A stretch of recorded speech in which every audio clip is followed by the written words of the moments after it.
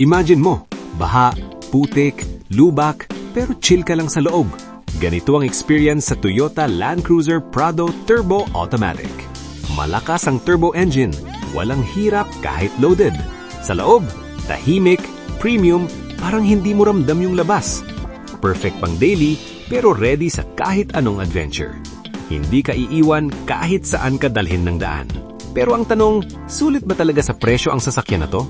Kung gusto mong malaman ang specs ng sasakyan na to, panoorin mo hanggang dulo. Hi guys, another day, another video na naman tayo, no? Meron tayo ngayon Land Cruiser Prado 2026 model. Disclaimer lang, bagong dating ng po ko siya, kaya medyo madumi pa, hindi pa po siya na car wash at also hindi pa siya na vacuuming. Kaya bago ang lahat, pag-usapan natin guys ang magkano ang SRP, magkano down payment at also magkano monthly. Bago ang lahat guys, pag-usapan muna natin kung anong specs ng Land Cruiser Prado 2026. Napay natin, let's go! Under the hood, meron itong 2.4L turbo engine na kayang maglabas ng halos 270 horsepower at 430 Nm torque. Kaya kahit anong terrain, walang problema. Turbo engine. May turbo siya, kaya kahit 4-cylinder lang, malakas ang hatak. Mabilis sa overtaking, kayang-kaya paakyat kahit loaded. High torque, 430 Nm. Ito yung dahilan kung bakit hindi hirap sa bundok, kayang humila ng mabigat, perfect sa off-road. 8-speed automatic. Mas maraming gear, mas smooth ang shifting, mas tipid sa fuel kumpara sa old models. 4x4 system. Hindi lang pang city. Kaya ang putik, kaya ang bato, kaya ang baha. Mga mama't sir, bago natin tuloy ang review, siguradong kakailanganin mo to sa car mo. Ito ang Introducing the Vacuum Adsorption Bracket.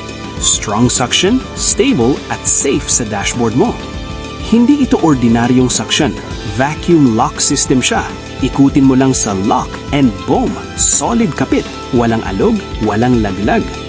1. Strong vacuum suction. 2. Hindi nakakasira ng dashboard. 3. 160 degrees viewing angle. 4. Premium metal finish. Sleek and modern look. Para sa daily commute, grab drivers, road trips o kahit simpleng drive lang.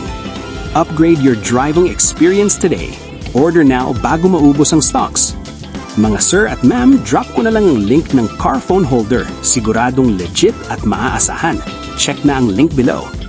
Let's go! Review na natin ulit si Land Cruiser Prado Turbo Automatic. Front windshield features. Prado. 1. Front camera, safety system. Ito yung camera sa taas ng windshield. Ginagamit sa lane assist, forward collision warning, adaptive cruise control. Part siya ng Toyota Safety Sense, parang mata ng sasakyan. 2. Rain sensor, auto wiper. Kusa nag-on ang wiper pag umulan. Nag-a-adjust ng bilis depende sa lakas ng ulan. Less hassle, focus ka lang sa driving. 3. Head-up display, HUD. May info na nagka-project sa windshield. Makikita mo speed, alerts, navigation. Hindi mo na kailangang tumingin sa dashboard. 4. Acoustic or laminated glass. Mas tahimik sa loob, less ingay galing labas. Kaya premium ang feel ng Prado. Front grille features. Prado. 1. Radar sensor, safety system. Nakatago sa gitna ng grille. Ginagamit sa adaptive cruise control. May forward collision detection. Bahagi ng Toyota Safety Sense, pang-iwas aksidente. 2. Air intake, cooling system. Dito pumapasok ang hangin papunta sa engine. Tumutulong para hindi mag-overheat. Importante lalo na sa long drive at off-road. 3. Bold design or presence. Malaki at matapang ang grille. Nagbibigay ng luxury plus rugged look. Kaya kahit nakapark, may dating agad kom. 4. Protection or durability. Matibay ang design para sa rough roads. Kayang sumalo ng debris, bato, putik. Built for off-road talaga. 5. Aerodynamics. Design helps airflow sa harap. Tumutulong sa stability at efficiency.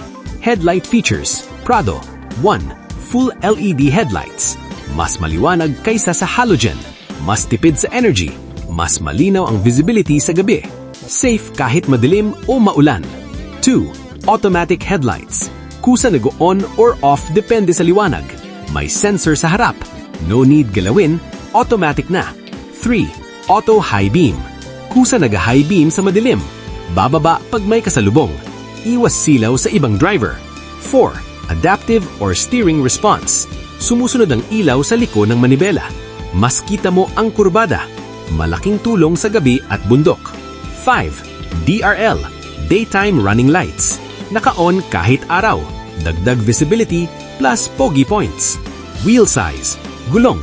18 to 20-inch alloy wheels. Depende sa variant. Makapal ang gulong, high profile.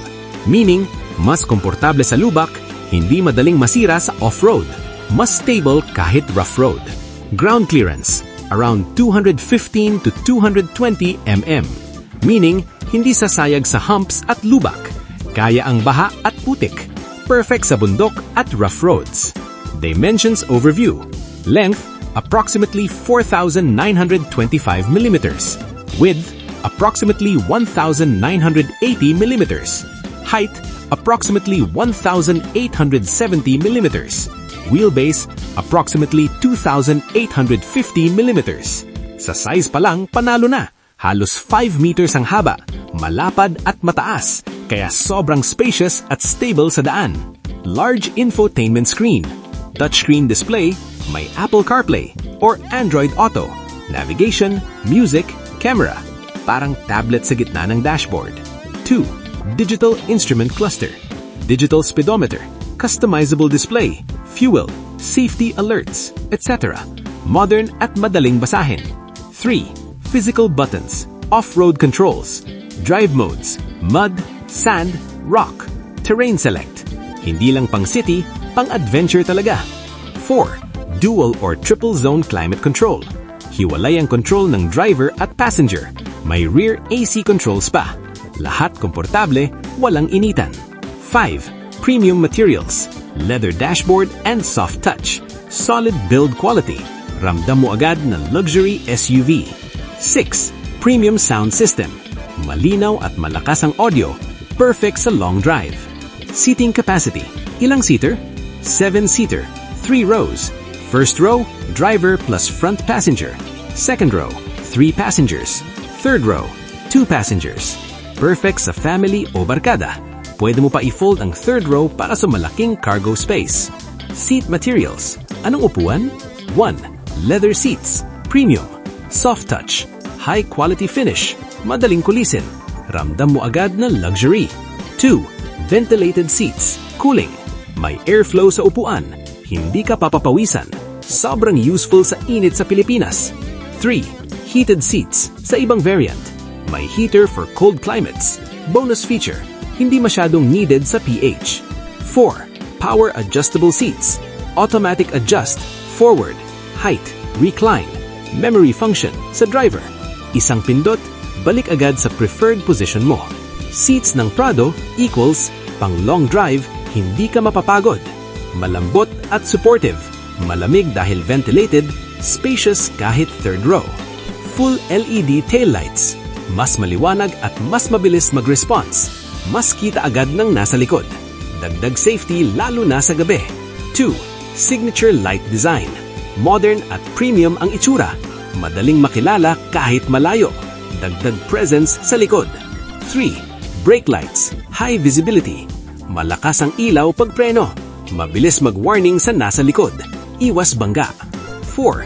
Turn signals. Malinaw ang signal pag liliko. Integrated sa taillight design. Clean look plus functional. 5. Rear fog light. Mas visible kahit maulan o mahamog. Dagdag safety sa bad weather. Sa likod pa lang, alam mong premium na. Toyota Safety Sense. TSS. 1. Pre-collision system. PCS. May camera at radar. Kayang mag-detect ng sasakyan or pedestrian. Automatic brake pag may danger. Pang-iwas aksidente. 2. Lane departure alert plus lane tracing assist. Alert pag lumilihis ka ng lane. Kayang mag-correct ng manibela. Parang may assist sa steering. 3. Adaptive Cruise Control. ACC. Automatic maintain ng distance sa harap. Kusa mag-accelerate at brake. Relax driving sa highway. 4. Automatic High Beam. Kusa naga-high or low beam. Iwas silaw sa ibang driver. Other safety features. 5. Blind Spot Monitoring. BSM. May alert pag may sasakyan sa gilid. 6. Rear Cross Traffic Alert, RCTA. Warning pag may dumadaan sa likod habang umaatras. 7. 360 camera. Kita buong paligid ng sasakyan. Perfect sa parking. 8. Multiple airbags. Protection sa driver at passengers. 9. Stability plus traction control. Iwas skid or slide. Mas stable sa madulas na daan. Parang may co-driver ka na hindi napapagod. Kung nagustuhan mo ang review ng Toyota Land Cruiser Prado Turbo Automatic, make sure to hit like, subscribe, at i-click mo na rin ang notification bell para updated ka sa mga susunod nating car reviews. See you sa next video!